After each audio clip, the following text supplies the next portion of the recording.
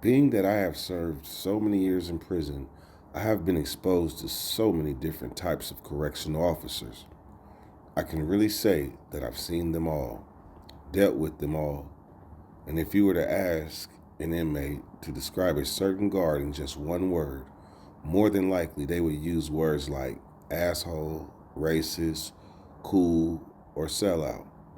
Like I've said earlier, I've dealt with them all and over the last 12 years. I've had very little problems from them, and they've received very little problems from me. The way that I carry myself, the way I look, and the reputation I have all play a part in why my relationships with most of them were cool. If a guard seemed to show any signs of wanting to play games with me, I would immediately tell them there's too many inmates doing what they shouldn't be doing for you to be all in the face of an inmate trying to program accordingly. I also let them know that if they really choose to go there, it won't be an outcome that they like one bit. I've never been a shit starter, but it's well known that I'm a finisher, and I refuse to be disrespected or touched by a guard. Those acts justify any counteracts that I chose to partake in. Guards are far from dumb. They know who to mess with and who not to. They know the inmates that are all mouth, and they know the ones that have a violent streak in them. The more violent ones usually are the ones who are just trying to be left alone while they do their time. The loudmouths tend to be the ones always in the guard's face, crying foul when they find themselves in a jam. Allow me now to explain exactly what makes guards fall into certain types. The cool guard doesn't have to break any rules, or shall I say cross the line, in order to be liked. They may give you extra phone time, an extra tray of food, or extra recreational time. Of course, these privileges usually are given to inmates that carry themselves in a decent manner. A cool guard can also be one who has the attitude that they're here just to give their 8 hours of work and leave. They may not give you anything other than what you have coming, but they leave you alone and allow you to do your time. I know someone who sit at a podium for 8 hours and read magazines. Only time they get out of their seat is to do count or pass out the mail, which both only take 10 minutes total. The most important thing to me is that makes a guard cool is when they treat you with respect and never come off seeming like they think they're better than you. Some even try to give you advice on how to go about getting prepared for that free world. A guard who shows concern about an inmate is the guard that gets a lot of love from most. Those guards are far and few. An asshole would be an entirely opposite from the previous mentioned. They tend to bring a lot of their issues home from work with them. Some seem to have more miserable lives than incarcerated folks. Since misery loves company, they find working in a prison to be the most therapeutic place to be. They find pleasure in demeaning inmates. They harass inmates for the smallest infractions. They're sort of like the cop who patrols one of the most violent neighborhoods but spends most of his time writing the homeless tickets for begging. They seem to get a high off of telling inmates no whenever they're asked something. While other inmates set themselves up for failure, I refuse to ask them for anything. I'd wait for the next shift to come and hope someone less of an asshole is working that day. They purposely let you out for showers and phone calls late, but are very punctual when it comes to wanting you to hang up or get out the shower. All these acts are considered acts of lightweight asshole, though the heavyweight is the one that sits in the gun tower with an itchy trigger finger, the one who is more quick to pepper spray or hit an inmate with his club, the one who calls you a bitch or a punk and hopes to get you to assault him so he can get a paid vacation. Like I said before, they know who to mess with. They also know what institution they should work at. At a maximum security prisons, you won't find as many assholes as you would in a lower security prison. On a maximum security, there are more inmates with life sentences, which equate to having nothing to lose. On a lower security, you have more inmates with release dates. Obviously, the inmate with a chance of one day being free will show more restraint when it comes to assaulting a staff member. That act will more likely lead to a life sentence, and guards are well aware of this. Them asshole tactics in a maximum security prison usually lead them to being stabbed and stomped out. They may get that paid vacation, but they, more than likely, won't enjoy it because they'll be bedridden and in a lot of pain.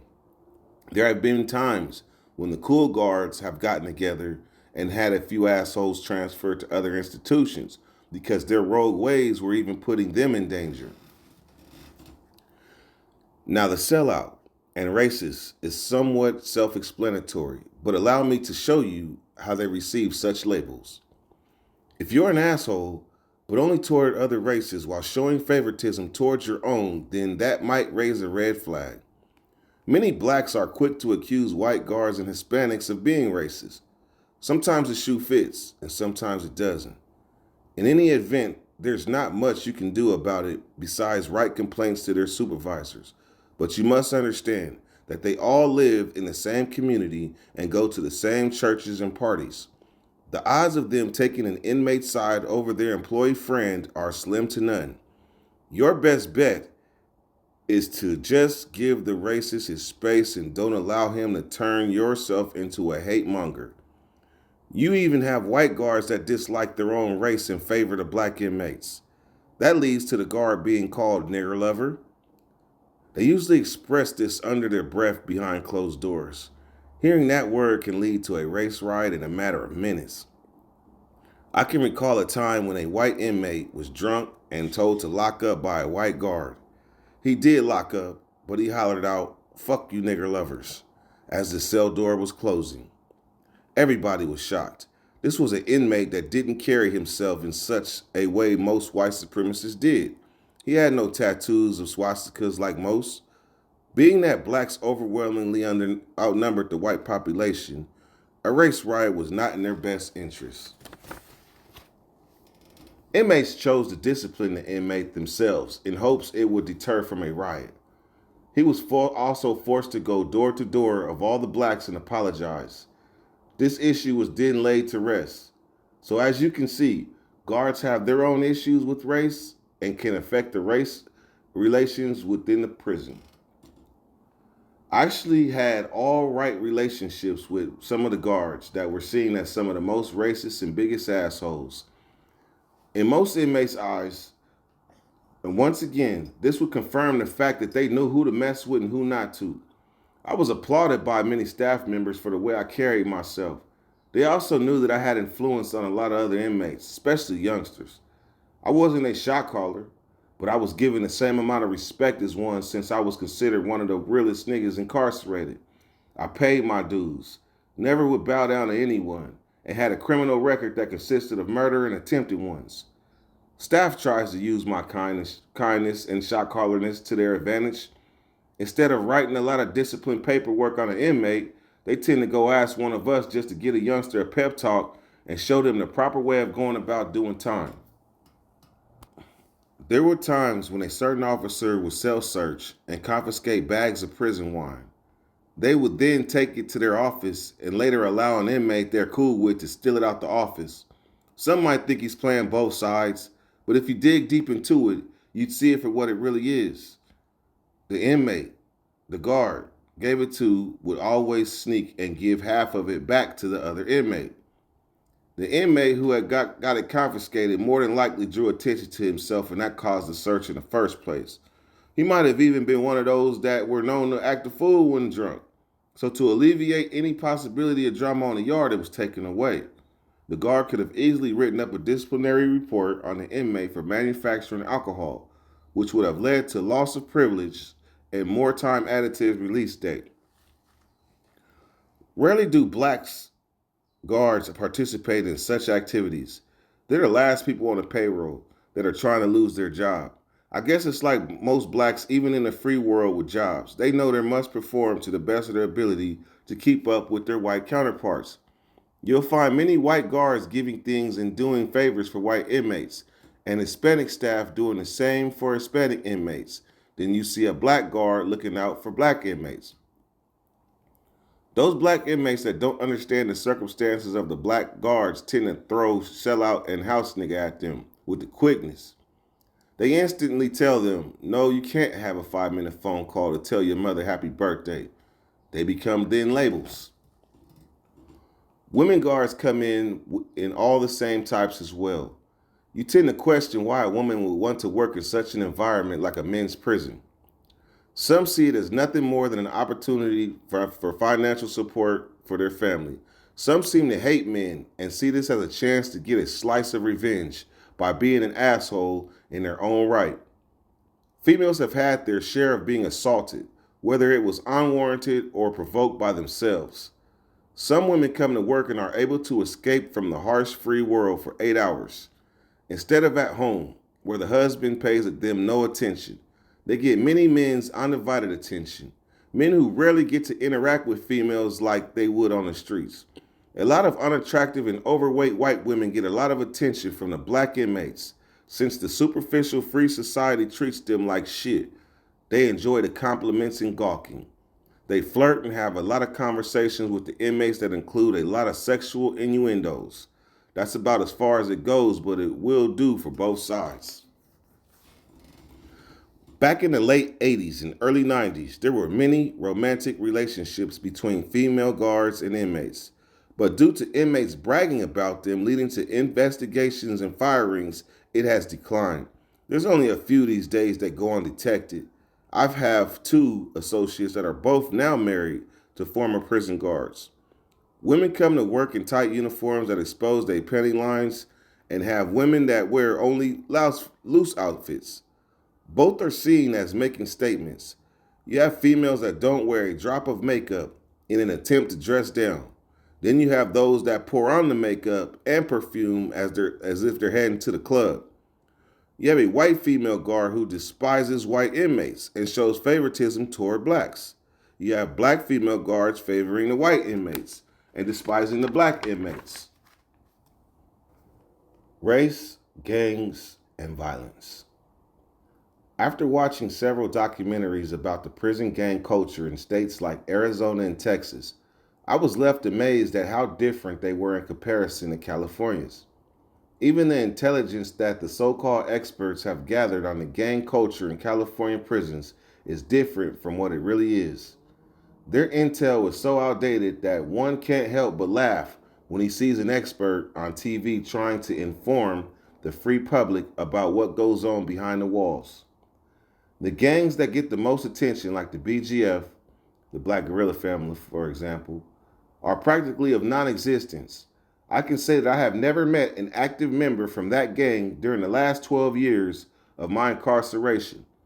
Being that I was once a very active player in the prison gang infrastructure at one point in time, I feel I have a better take on the situation than some professor from Georgetown University. I made a quicker transition than most when it came to going from Indian to chief, or the more commonly used terms, a soldier to a shot caller. That was due to my street credibility and, ironically, my intelligence. Most would say you had to even lack common sense to be in a gang, so to be considered an intelligent gang member is sort of like an oxymoron.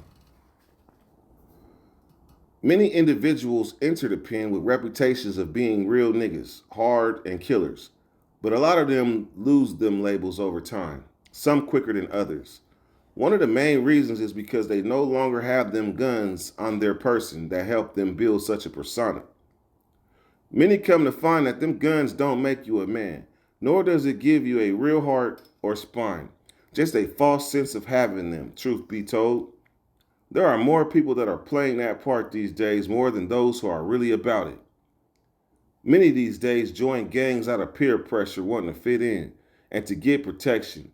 Joining a gang is something they are really not feeling, but do it anyway. Back in the days, many were true hoodlums and yearned to live for it and die for it. Today, some attempt to keep up the act but eventually get exposed when shit hits the fan.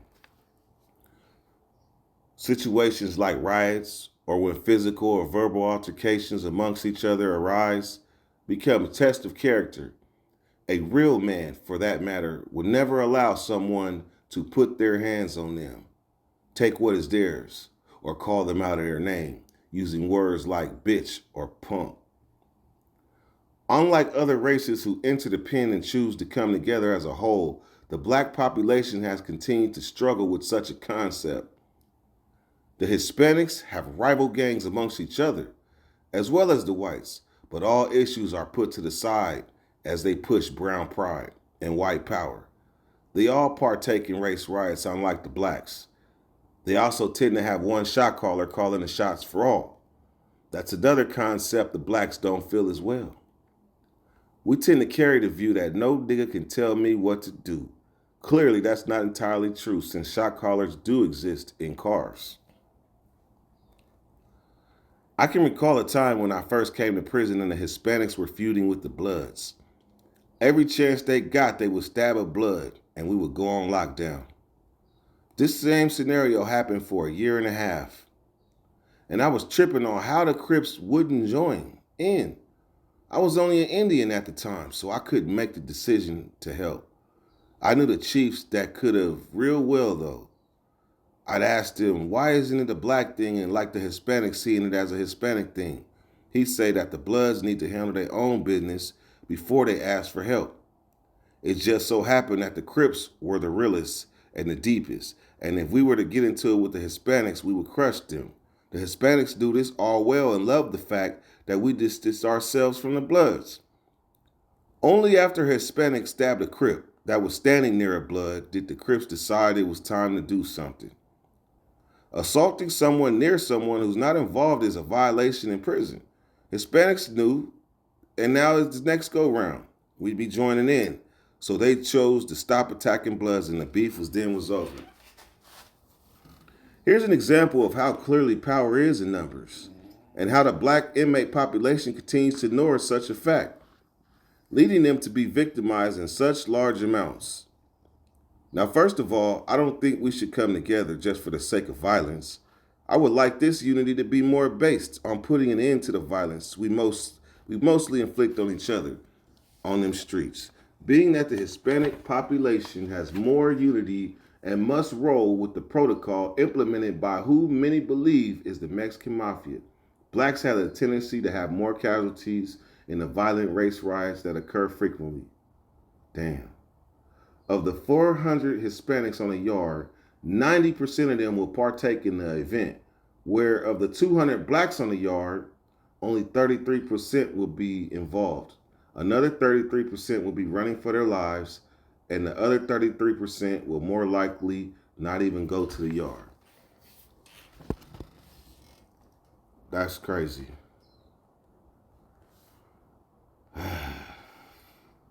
This scenario has taken place over and over again, all over prisons in California. Not only do the blacks have to deal with the fact they're outnumbered by Hispanics, but they also must deal with the guard in the gun tower during a riot, since 9 out of 10 times it will be a Hispanic or a white guard with the finger on the trigger. Of course they have their crosshairs on a black male, and not on one of their own. With so many people on the streets and in prison, they are against blacks. It is hard to understand why to this day, many refuse to throw in the gang towel and start showing love for each other. Of late, the real individuals have been ignoring where one is from and what he claims and joining together in the game of survival. Many have come to find out the hard way that just because someone is from where you from doesn't mean they truly have your back. They also are starting to wake up and realize that there is more in life than this prison scene. When you're real, you don't worry about what the next guy thinks, so that allows you to distance yourself from the drama. Seek education, and most importantly, seek God.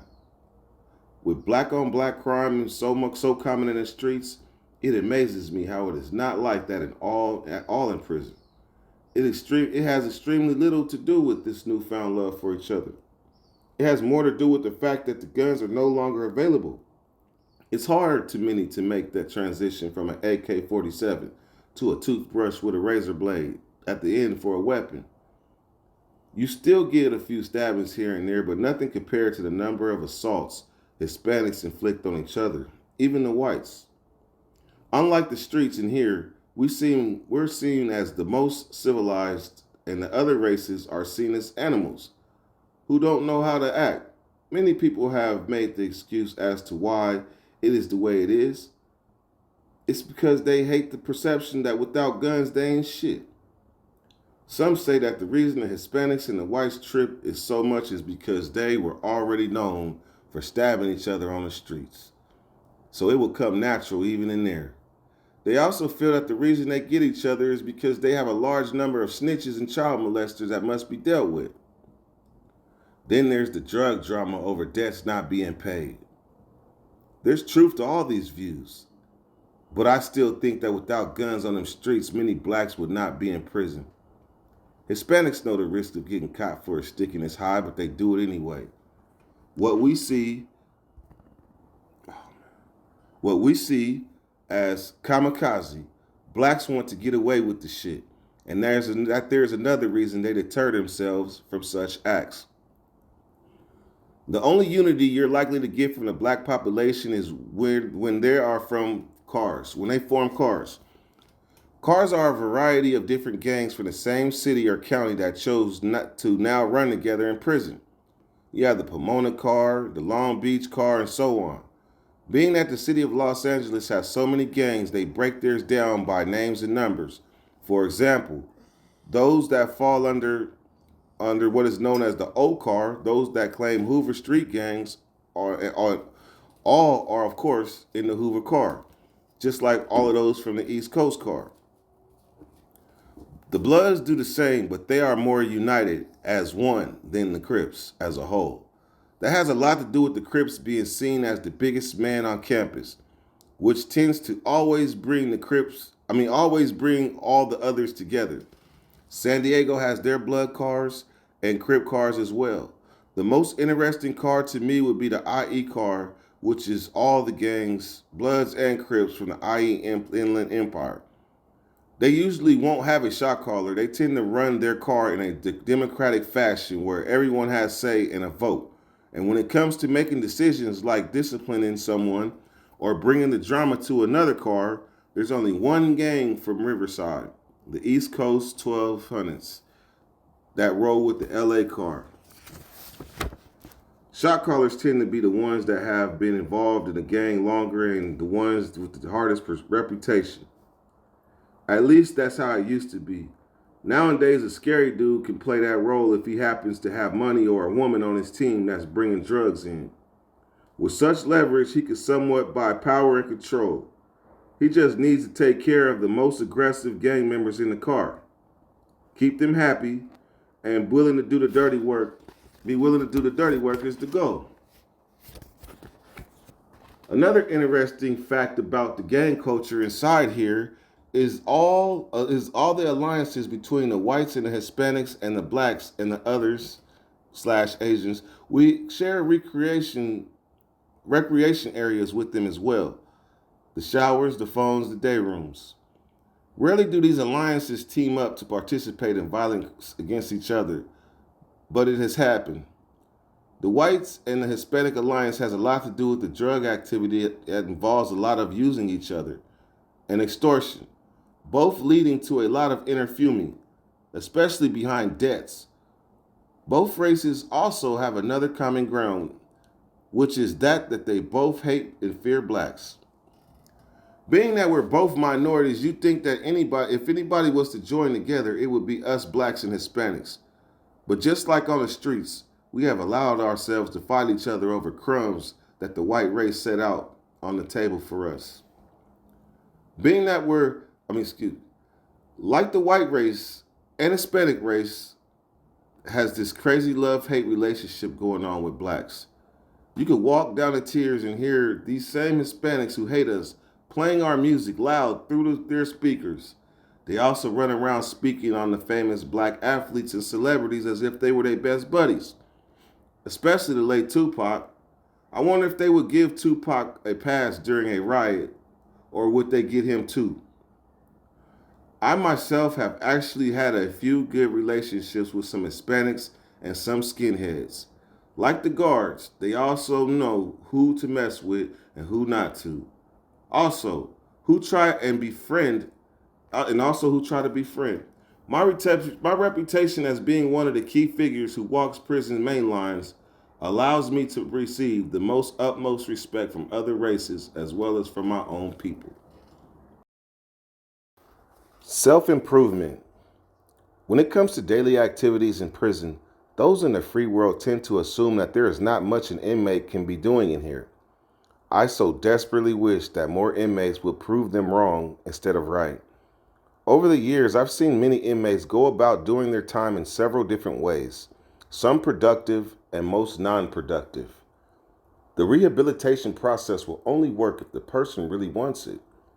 There are a lot of opportunities available for the inmate to achieve things such as education and vocational trades, just like those things that take place outside on the streets that you take for granted. You have double the number in prison. Many would rather waste their lives away playing board games and cards. I myself wasted many years in here staying on them basketball courts and chasing Pruno, prison made alcohol, and marijuana. And I am now taking college courses with only a year left in my sentence. But I imagine if I would have been taking classes at least 5 years earlier, I'd really be ready for the free world if I had have woken up then instead of now. I also earned me a couple of certificates in trades like AC and refrigeration. They call it HVAC. But to obtain more trades would have, of course, been more for my best interest. The days of excuses and blaming the white man is so long gone. Playing the poor me game will get you nowhere in life. I had to check myself and realize I was better than this. I deserve better than this. And I knew in order to stay out of these cells, I'd have to prepare myself the best I can, mentally, physically, and most importantly, spiritually. I refuse to be in that high percentage of repeat offenders. These repeat offenders come in prison and do nothing until their name is called for release. Then when they come back, they cry about how hard it was out there on them streets and how no one is trying to hire them and whatnot. I have yet to see an inmate who has paroled after achieving degrees in trades while incarcerated and come back to prison. I really only knew of a few who paroled, so prepared for the obvious obstacles they'd encountered on them streets. Many inmates don't seem to wake up until they receive a life sentence. They begin to soul search. They begin to pick up the Bible, literature, and open themselves up to a whole new outlook on life. Many would say that it's too late to try and change once you have a life sentence. You'll never be free. But it's never too late for a lost soul to find himself. It's never too late for someone to really learn what it is to be a man. Also, what it really means to be black. It's the knuckleheads that have all the release dates who continue to sleep, continue to gang bang, smoke dope, and just kick it. While in prison, many assume that they sit in cells and plot their next crime when they're set free, but they're too lazy even for that. It doesn't take a lot of planning anyway to pick up a dope sack or a gun once back in the free world. Even with knowing that whatever crime they commit, the consequences are not worth the prize. They still go out and do these silly licks that only amount to crumbs, far from any real money. It drives lifers crazy to see the same inmates come and go, continuously getting second chances. I'm so glad to be one of those with a date that plans to put my second chances to full use. I thank God for giving whatever it is and whatever it was that allowed me to get up, get out, and get something. I also pray for there to be more like me who want to be a part of the solution and no longer part of the problem. I'm not going to be considered job security for these correctional officers and other law officials. They actually hate when inmates try and get on the right track by chasing education. They have shitty attitudes towards those teachers in prison that show that they care about the inmates wanting to change. That right there should be another reason for inmates to break up. Basically, everyone needs a reason. I have many reasons for why I chose to switch my lifestyle up. For my mother, for my son, for my sister's kids who will need a positive male figure in their lives since their father's a flop. Not only for those I do know I want to change for the better and a help, but also for those I don't know. Over the years, I found a lot of compassion within myself, so I desperately want to do my part in helping fellow brothers like myself bounce back. We all deserve better in life. We can bring a lot more to the table than being thugs, pimps, players, and all that other bullshit that leads to incarceration and a lot of pain and stress for years. I truly believe I was given this second chance for a reason. The DA and judge can take all the credit they want for giving me a plea, but I know God had his hand all over it. My attorney even said that the only reason they were willing to deal is because I only killed another black. Plus, he was a dope dealer. If the victim was white, and he said we'd be heading the trial without question. And of course, I would have been found guilty without question. I don't consider myself to be heavily religious, nor do I pick up the Bible as much as I should. But I know without the little love I do receive from God, I wouldn't have been able to survive all these years in here. I could have gone in so many directions, but he kept me stable, kept me sane. And after entering prison and seeing so many with life sentences that did way less than I did, the dirt, on the streets, I knew I had been blessed. To screw up this blessing by not doing the right things when I parole would to me be like a slap in the guy's face. We can't be having that. I'm so ready for them streets I could taste it. I want to show the mainstream America that we can change. More importantly, I want to show other brothers in prisons nationwide that regardless of the obstacles, our kind can make it happen. Even inmates in prison need role models. This started off as an essay about daily activities, but I got a little off track. As far as the actual daily activities go, though, it depends on the inmate. That's what I was trying to get at by writing that piece. The basic program would be to get up, go to breakfast, and go to school or work. Most just go through the motions, not really choosing to learn or build any work ethics they can carry out to the streets. Some don't have jobs, which means they'll get more recreation yard time to play basketball, handball, work out, gamble, get high, or get in trouble, or just watch TV. The small percentage of those that are trying to get their lives right will limit all the previously mentioned activities and do a lot of reading, writing, and taking college courses. They distance themselves from those that are content with the underachieving in life. You actually have some that would like better for themselves, but just don't have the ambition and drive. And they would need to take the steps required for such change. Laziness runs rampant inside these prison walls. State of mind. A dumb nigga is a happy nigga. I can't recall where or when I heard that, nor who said it, but it has always stuck in my head. I didn't exactly know the meaning in it until I started my quest for change in life. I have now implemented my own take on the phrase, walking these prison yards over the years and seeing different types of individuals got me interested in wanting to know what goes on the inside the next man's mind as he does his prison sentence. The ones who would interest me most were the inmates who treated their stay in prison like it was a summer camp in a sense, running around horse playing all the time, thinking life is just one big game, never taking anything serious. You know, you have some with life sentences talking about all they need is a smut magazine, a quarter pruno, and a couple dollars in their accounts, and they're all right. Of all the things that life has to offer, these are the only things they say they need to suffice themselves. To many, the reality of things is hard to accept, so as they play and pretend a lot. They pretend that they are content with such unproductive lives until they die. The more they realize what really matters in life, the more depressed they get. Playing head games with yourself is a tactic many use to maintain mentally in here. Some smoke cigarettes and attempt to convince themselves that they will relieve some of the stress. Some have other vices like writing females all day and talking to them on the phone every chance they get.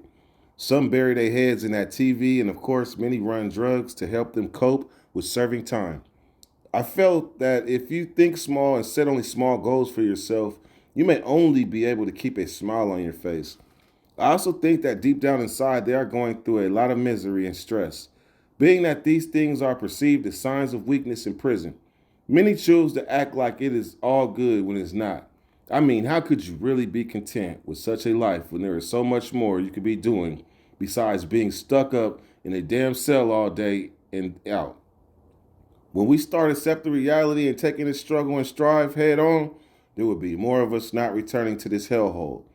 Every time we're out there on them streets and thinking about committing a crime, we'll think about all the mental pain we once went through and don't want to deal with anymore. This place is enough to drive a sane man crazy if you let it.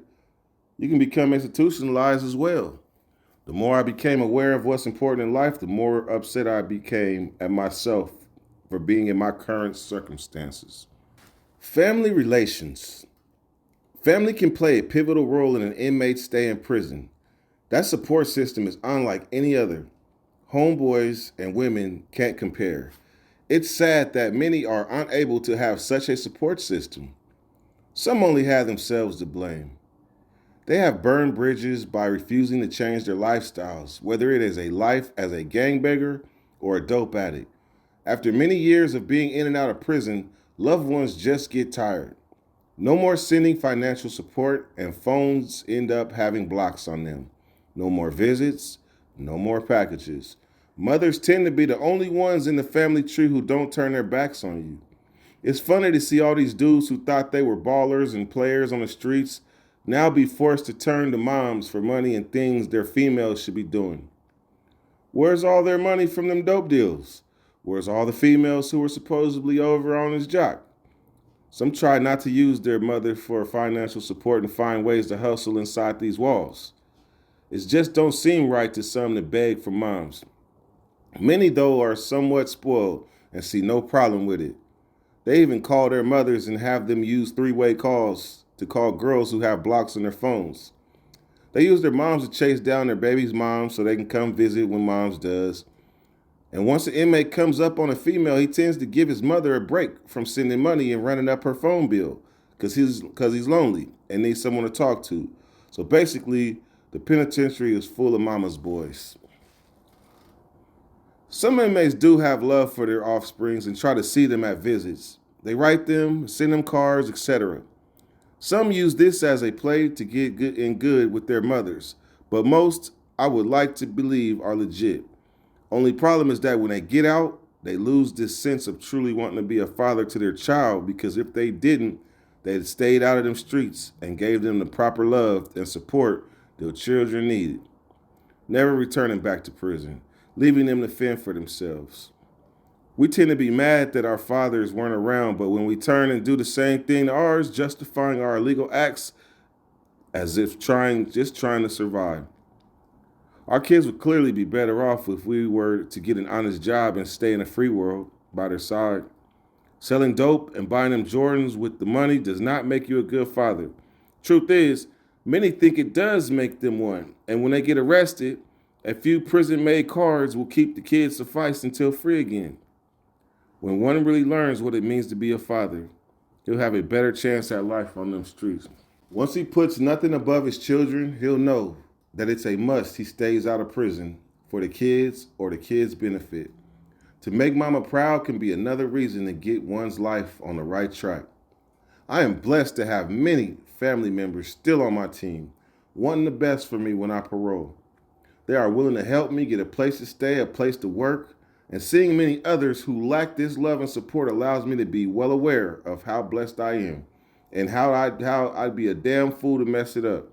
I want to be able one day to return the same kind of love and support I was given during my darkest times.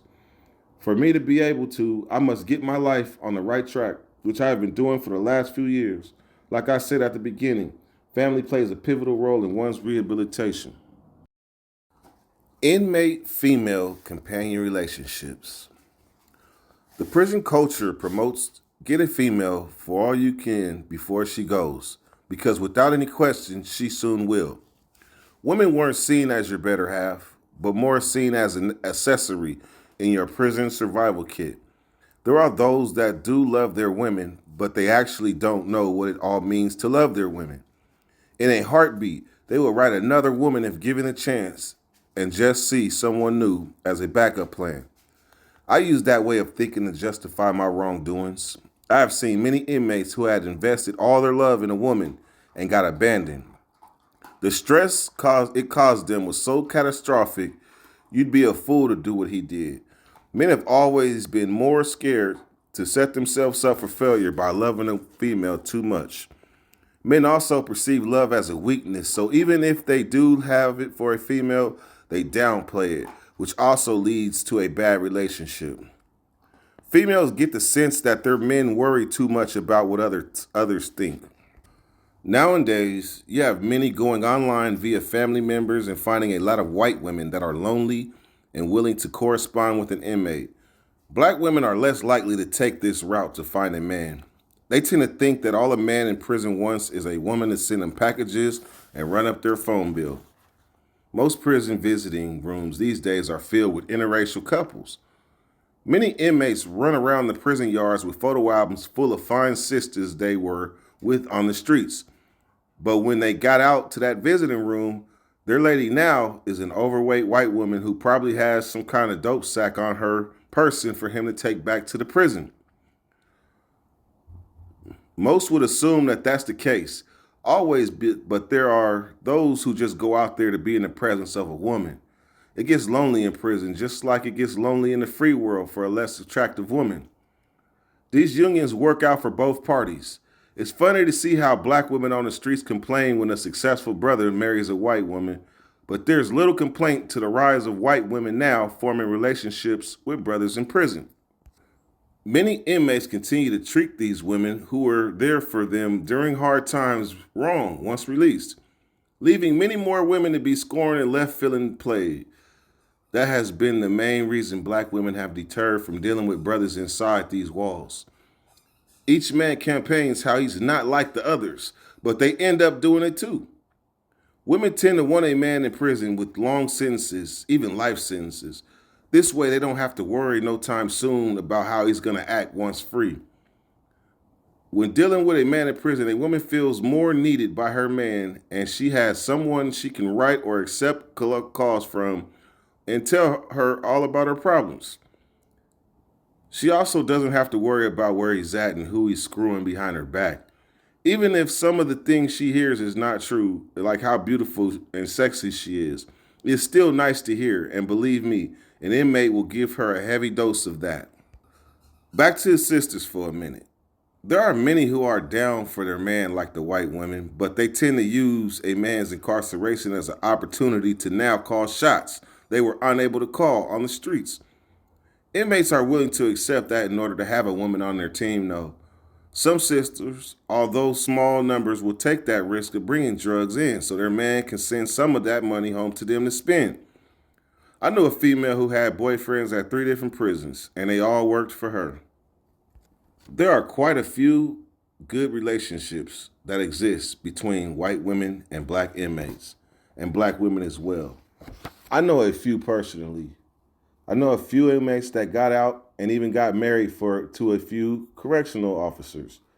So all inmates don't fall into the stereotype free society has put on them when it comes to them dealing with women. When one matures, he realizes that you should never hurt the one who has been down for you, regardless if she doesn't look like Holly Berry. You also learn that it takes a good woman to help you stay on them streets and out of trouble. Womanizing, chasing women is one of the main reasons brothers get caught back up in prison. Believe that.